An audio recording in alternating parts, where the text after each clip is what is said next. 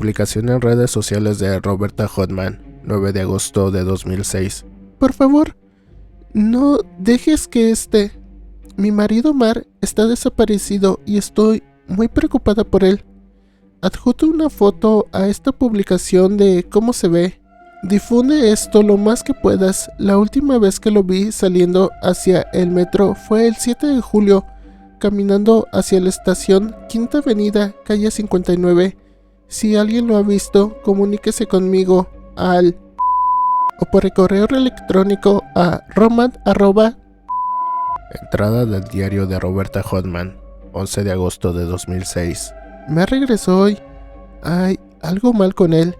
Estaba sentada frente a mi computadora y revisando frenéticamente mis notificaciones, esperando contar con toda esperanza un mensaje o un correo electrónico cuando escuché un golpe en la puerta. Miré por la mirilla y allí estaba sonriendo, pero no le llenaba los ojos en absoluto. Sus ojos parecían fríos, muertos. Lo dejé entrar, por supuesto, abrazándolo, llorando y preguntándole dónde había estado, pero él estaba completamente en silencio, completamente quieto, simplemente sonriendo y mirando hacia adelante. Si no fuera por el hecho de que podía oír la respiración y sentir los latidos de su corazón, me había preocupado. Estuviera muerto, simplemente apoyado frente a la puerta para asustarme. Olía extraño, un poco como antiséptico de hospital. Finalmente me aparté del abrazo y él ni siquiera me miró. Simplemente entró directamente y se dirigió al refrigerador. Sacó un cartón de huevo y empezó a comerlo crudo, uno por uno, metiéndoselos en la boca y masticando las cáscaras. Me quedé estupefacta, no sabía qué hacer. Se comió toda la caja mientras yo me quedaba allí, temblando de miedo. En todo el tiempo no dejó de sonreír. Después de terminar los huevos, se trasladó al dormitorio, donde empezó a guardar algo de ropa en un maletín al azar. No parecía que supiera lo que estaba haciendo. La combinación de ropa que eligió es muy extraña, una variedad completamente desordenada de artículos al azar, sin ton ni son. Juro que incluso tomó algunas de mis bragas y las empacó también. Le pregunté qué estaba haciendo y, sin siquiera mirarme, todavía sonriendo mientras metía la ropa en el maletín, replicó y dijo: "Te dejo y me voy". Lo dijo con tanta falta de emoción, como si fuera un programa de texto en voz leyendo un guión. No hubo un destello de reconocimiento detrás de sus ojos. No hubo tristeza, ni siquiera sentimiento de venganza, ni catarsis, nada. Era como si fuera un robot. Mientras intentaba procesar lo que estaba sucediendo, demasiado sorprendida para siquiera saber qué tipo de emociones debería estar sintiendo, él metió la mano debajo de la cama y sacó una pequeña caja de seguridad de metal, la que sabía que guardaba llena de dinero en efectivo en caso de emergencias.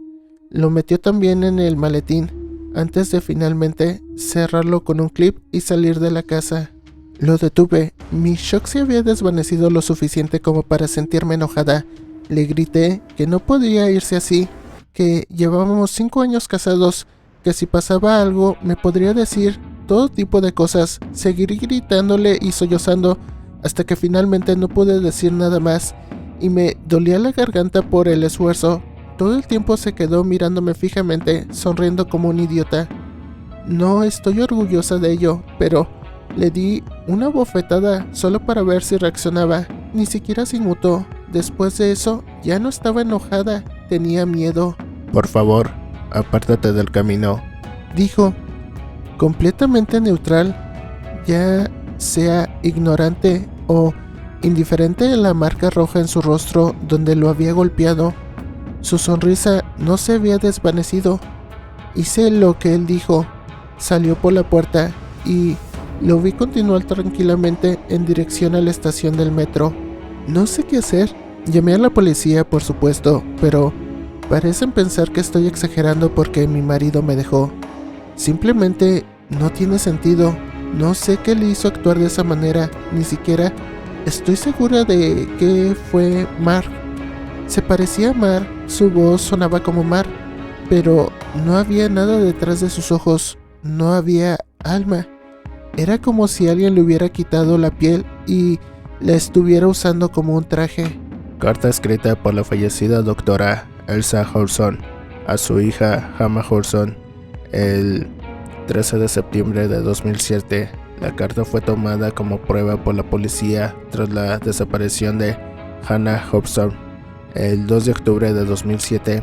Querida Hannah, creo que mi cita con el segador se acerca rápidamente y, aunque he hecho todo lo posible para atar todos los cabos sueltos y resueltos, el último de mis asuntos mundanos, hay una última cosa que debo hacer antes de sentirme realmente cómoda para pasar en mi camino hacia el otro lado.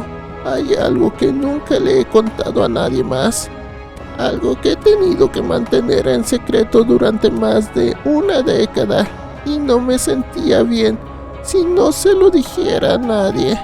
Como funeraria, ves una buena cantidad de cosas raras, y te he contado muchas de las cosas que he visto en la profesión que me parecieron un poco extrañas, pero nada se acerca a los cuerpos que me enviaron desde el metro y estacionamientos subterráneos.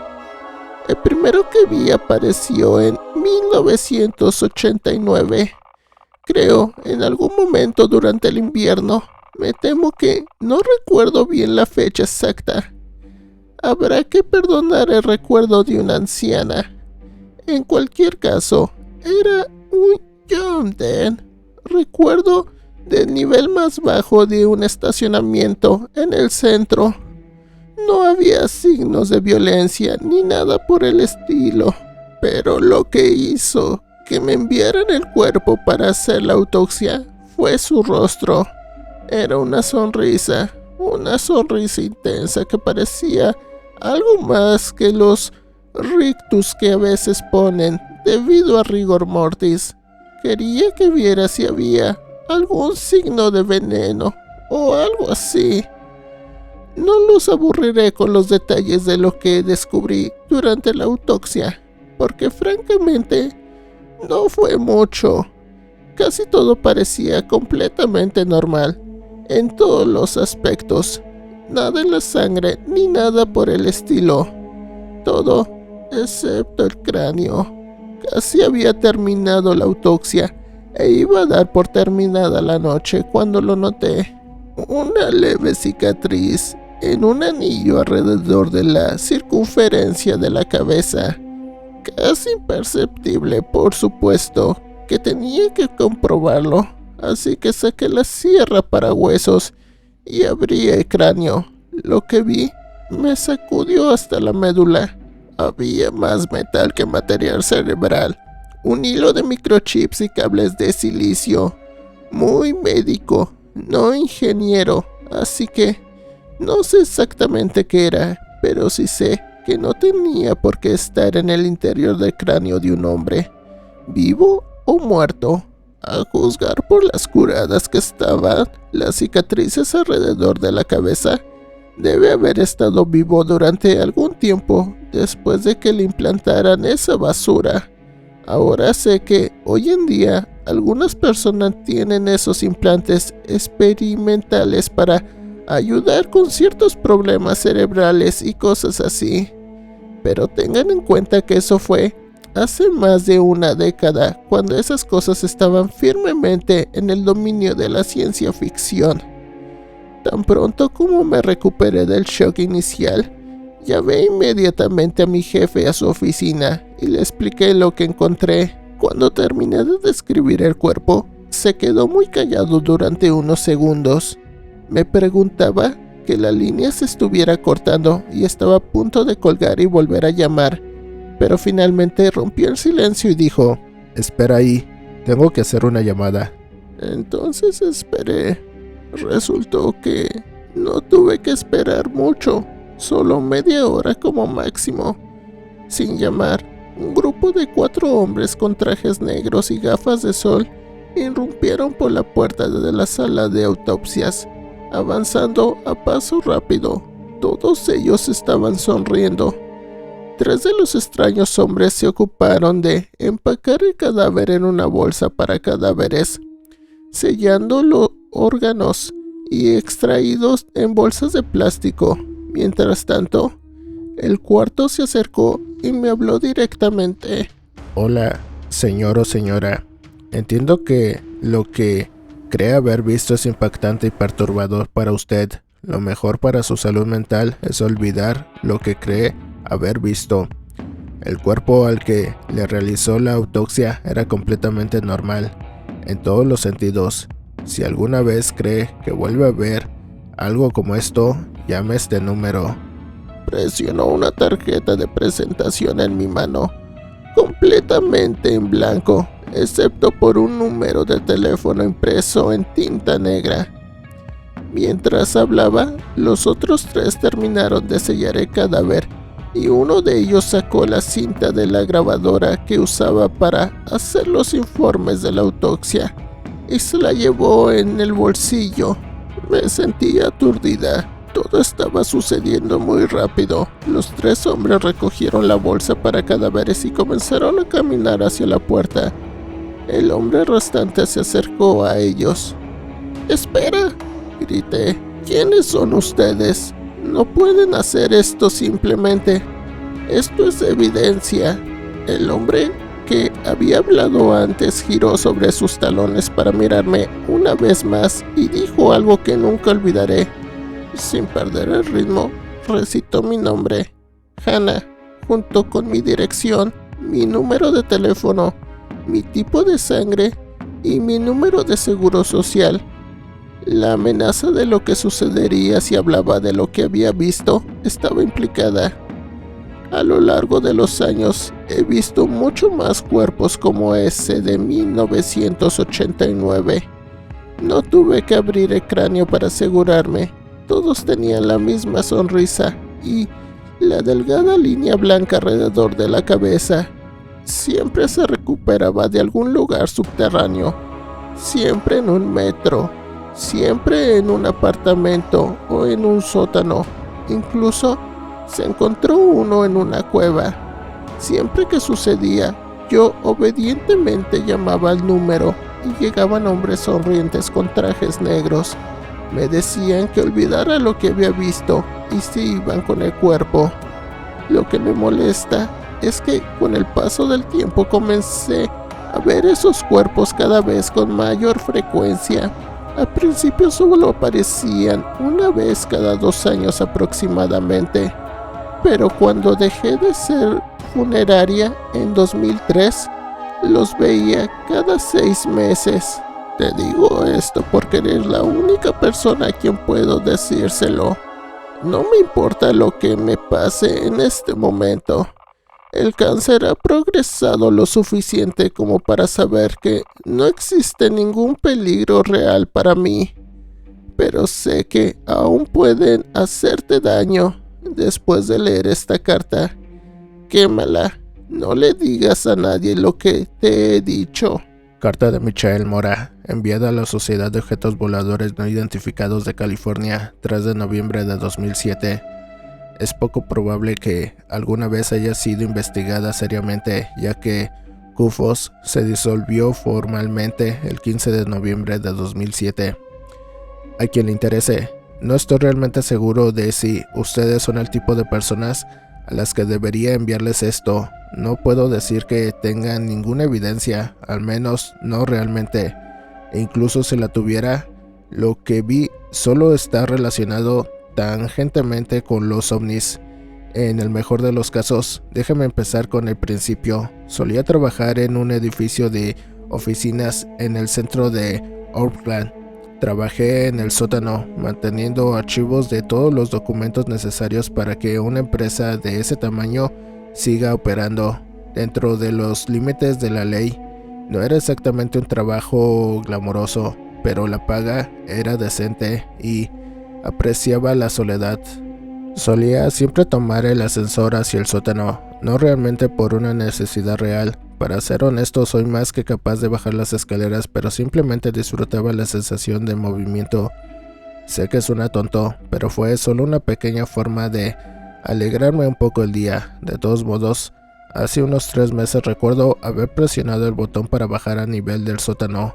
Acababa de ingresar al trabajo, así que sabía que eran las 9 de la mañana. Lo siguiente que supe fue que estaba tirado en el suelo en mi oficina, en el sótano, sintiéndome increíblemente mareado. Miré mi reloj y descubrí que eran casi las 11 en punto.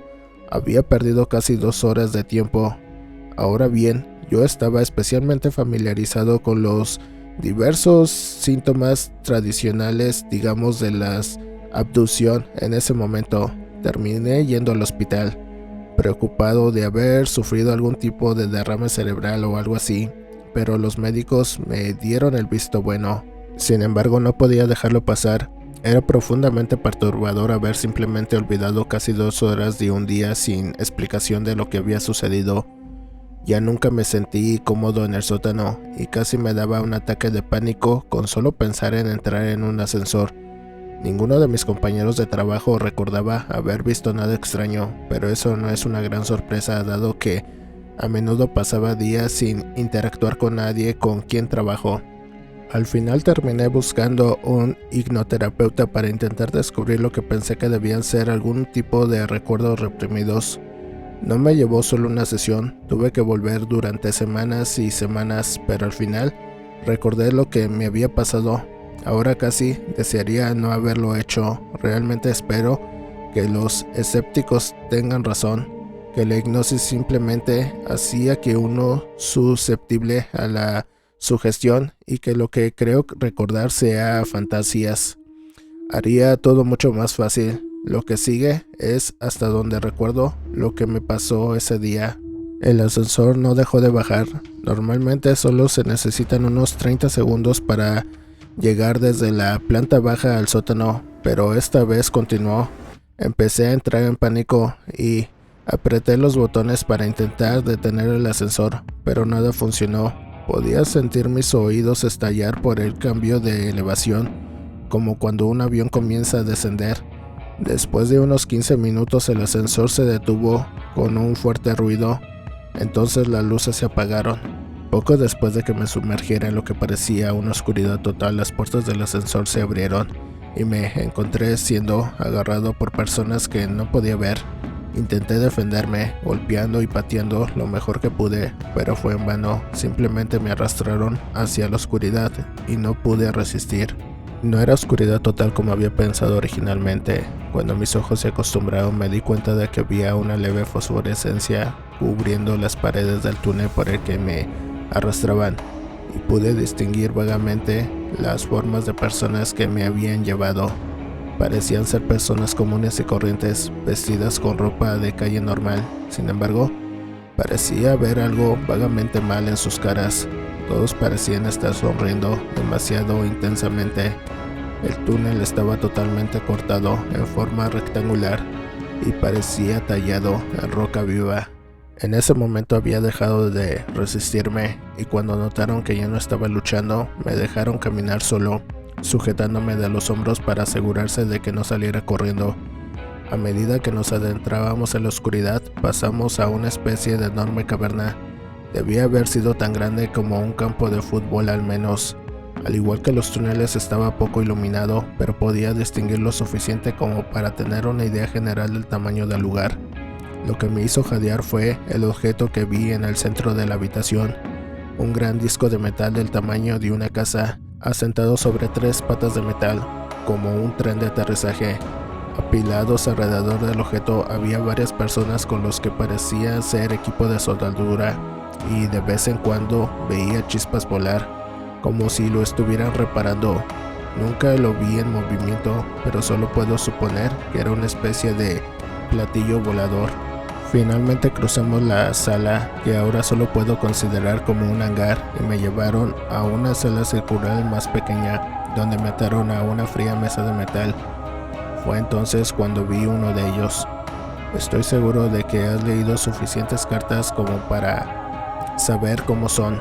Era corto, como un niño. Incluso considerando la oscuridad que me rodeaba, era difícil verlo bien, como si fuera algo que mi cerebro no me permitiera ver. Me tocó con una mano fría y húmeda Quise gritar pero no pude, me quedé completamente paralizado, ya sea por miedo o por algo más, no lo sé. Se sintió mal, se sintió completamente antinatural. Cuando miré sus enormes ojos negros, no sentí nada, ni simpatía, ni inteligencia, ni siquiera crueldad. Simplemente estaba vacío. Presionó un extraño objeto metálico contra mi cabeza y todo mi cuerpo estalló en un dolor horrible y ardiente, pareciendo horas, pero debieron haber solo segundos. Cuando quitó el objeto, vi puntos brillantes ante mis ojos. La cosa hizo un gesto hacia la salida por donde había venido y se levantaron las ataduras. Las personas sonrientes que me habían traído hasta aquí me agarraron y me arrastraron fuera de nuevo. Pasamos por el hangar y el pasillo ya no estaba, al igual que las personas que había estado trabajando en él. Me llevaron de regreso al ascensor a través del túnel. Todo estaba borroso y me sentí vagamente como si estuviera borracho. Las puertas del ascensor se cerraron y la luz volvió a encenderse. El brillo casi me cegó. Cuando llegó el ascensor, entré a mi oficina y me desplomé en el suelo. Debí haberme desmayado después de eso. Cuando desperté, no recordaba nada de eso. Realmente no me importa si me escriben o no. Ya ni siquiera trabajo en esa empresa. Lo dejé poco después de recuperar mis recuerdos. Solo necesitaba poder contarle a alguien, a cualquiera, sobre esto. Gracias por su tiempo. Atentamente, Miguel Mora. Si bien estos relatos no pintan un panorama tan claro como los de los incidentes de Spen Villar y Pine First, parecen definitivamente relacionados. Por supuesto, se necesita más investigación, pero después de cierto punto ha sido difícil adquirir más información sobre eventos de esta naturaleza. Cualquier documentación sobre encuentros similares posteriores a 2007 es vaga y difícil de verificar, como si cualquier información relacionada con estos temas hubiera sido eliminada intencionalmente del ojo público. Queda por ver si se trata de una simple coincidencia o de signos de algún tipo de encubrimiento. De todos modos, quizás lo mejor para uno sea evitar interacciones con extraños que sonríen inusualmente y mantenerse en la superficie siempre que sea posible. Y con esto concluimos este documental escrito por Priste of Spider. La verdad, muchas gracias a la autora por dejarnos narrar aquí su historia. La verdad, sin los escritores no existirían muchos canales aquí en YouTube de terror. Y como siempre, desterrados, no olviden revisar la descripción. Ahí está el enlace de la historia y pueden revisar su perfil. Hay más historias que estoy seguro que les van a encantar. Y como siempre, desterrados, nos vemos hasta el próximo video. Un abrazo enorme, se les quiere mucho. Bye.